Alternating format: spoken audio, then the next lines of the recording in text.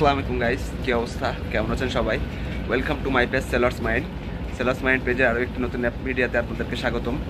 আমি আছি শেখ তাজ মাহমুদ। আমি এখন আপনাদেরকে একটি সুন্দর জিনিস দেখাবো। Let's see.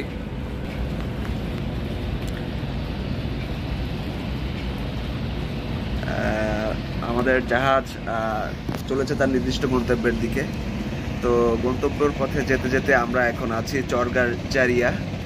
চরগাজারিয়াতে আপনার একটা সুন্দর মিনি সুন্দরবন টাইপেরই দেখতে পাচ্ছি, যেখানে বেশ কিছু বিস্তীর্ণ মেবি এগুলো কেওড়া গাছ হইতে পারে বা ওরকম জাতীয় নোনা এলাকারই কোনো গাছ।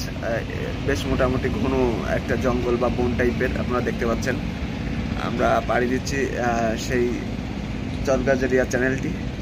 এখন আমাদের সাগর এবার অনেক উত্তাল, যার কারণে আমাদের রুট একটু চেঞ্জ করা হয়েছে।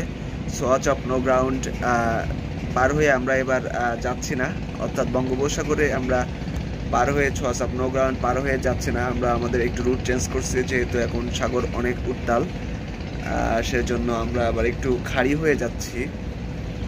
তো আপনাদেরকে একটু দেখার সুযোগ করে দিলাম। যাওয়ার পথেই একটা সুন্দর, বেশ সুন্দরবন টাইপের বলা চলে। এটা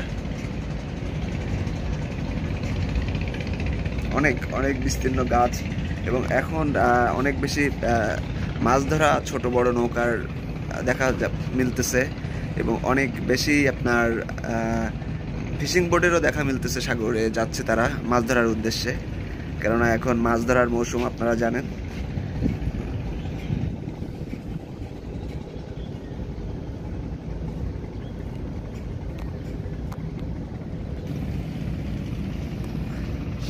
আমরা আর ওদিকে যাব না, আমাদের জাহাজের গন্তব্য এদিকে, আমরা এভাবে চলে যাব।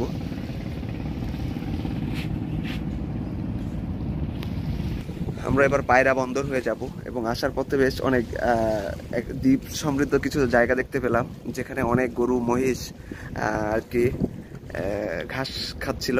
খুবই সুন্দর পরিবেশ এবং প্রকৃতি দেখতে পাইছিলাম, কিন্তু আসলে ক্যামেরাতে এগুলো ক্যাপচার করা সম্ভব হয় নাই, কেন আমরা একটু দূর দিয়ে যাচ্ছি। কারণ এত বড় জাহাজ আসলে পাশ দিয়ে গেলে চ্যানেল ঠেকে যাবে, অর্থাৎ তলা ট্র্যাপ কম হওয়ার কারণে আমরা আসলে বেশি কানা দিয়ে যেতে পারি না, যেহেতু পাশে গভীরতা অনেক কম সাগরের।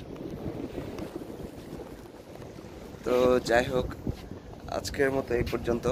ভালো থাকবেন সবাই, দেখা হবে পরবর্তী আবার কোনো নতুন ভিডিওতে। আল্লাহ হাফেজ, টাটা, বাই বাই।